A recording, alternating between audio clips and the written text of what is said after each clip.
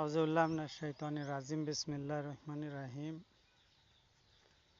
হারুলপাড়া Saudi খেজুর বাগান থেকে আপনাদের শুভেচ্ছা জানাচ্ছি। আমার বাগানে পরিচর্যা করতে এসেছি। গাছগুলো সতেজ হয়ে উঠেছে। তো আমি একটু ইনকোয়ারি করে দেখছি কোনো গাছে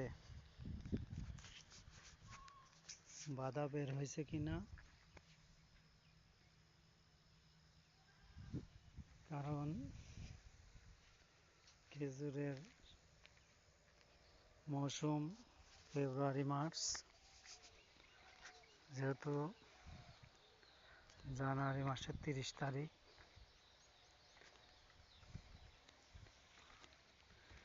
খেজুরের বাধা বের হওয়ার সময়। যদিও বয়স 2 বছর মাত্র, এখন বের হওয়ার কথা না, তবু লক্ষ্য করছি কোনো গাছে বাধা বের হচ্ছে কিনা। হতে পারে পরিবেশগত কারণে বাধা বের হতে পারে, এটা আবহাওয়াজনিত কারণে পরিচর্যার উপর নির্ভর করে। 2028 সালে 4 বছর পর বের হওয়ার কথা, তবে এখন অস্বাভাবিকভাবেই দেখা যাচ্ছে যে এই গাছে বাধা বের হয়েছে। এই যে এটা বাধা বের হয়েছে, 2টা বের হয়েছে। এই গাছটাতে 2টা বাধা বের হয়েছে। আলহামদুলিল্লাহ আলহামদুলিল্লাহ। বাগানে পুরুষ হোক আর স্ত্রী হোক, যেহেতু বাধা বের হচ্ছে, এই যে বাধা আপনারা দেখতে পাচ্ছেন, সুন্দর বাধা বের হচ্ছে। ছোট গাছ 2 বছর, কিন্তু এখনই বাধা বের হচ্ছে। সম্ভবত এটা পুরুষ হবে।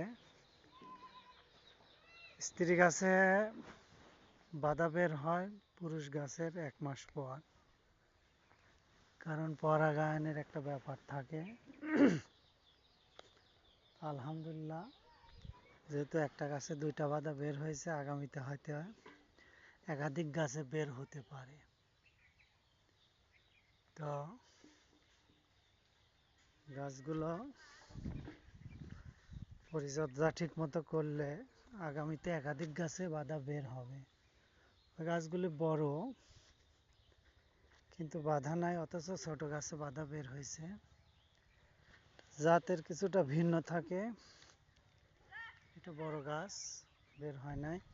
এই গাছে কয়েকটি শাখা বের হচ্ছে, শাখা কলম, 2টা শাখা বের হয়েছে। এই গাছে যদি স্ত্রী গাছ হয়, খেজুর ধরে, তবে